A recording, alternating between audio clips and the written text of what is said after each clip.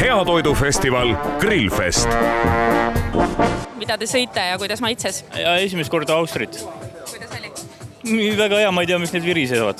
Kes viriseb? Ma olen kuulnud lihtsalt, et teised vahepeal liigutab või halb on. Hea on. Aga tulite siia selle teadmisega, et täna proovite või vaatasite? Kõik juhuslikult. Kõik on puhas juhus. Nagu teiegi. Kõik on juhus. Grillfest 2022. Millega teie üllatate? Kõike, mida saab soojalt Kamado grillilt ja värskeid Austreid, Austri šotte, suitsu, krevette ja nii edasi, 8 jalga, kõike, mida hinge ihkab. Aga ole kena, näita enda peal, sest sina oled kindlasti Austreid varem söönud, aga paljud televaatajad kindlasti ei ole söönud. Kuidas siis seda õigesti teha, et mitte rumalaks jääda, kui pakutakse? Aga kuidas selle Austriga on siis?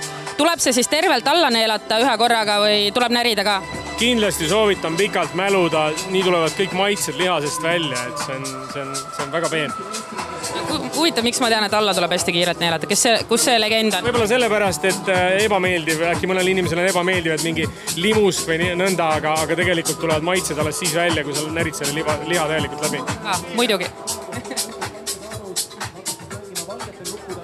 Siin on tegelikult jahutatud Vladimiri erinevate ürtide ja pipardega ja natukene šnapsi ka sees ja me paneme Austri alla ja paneme selle imelise joogi peale, nii et see peaks olema päris hea elamus.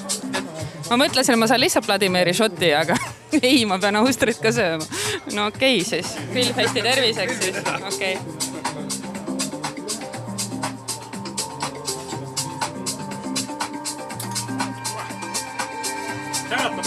Milline maitse elamus? Väga hea. Sinult. Ei, tegelikult on.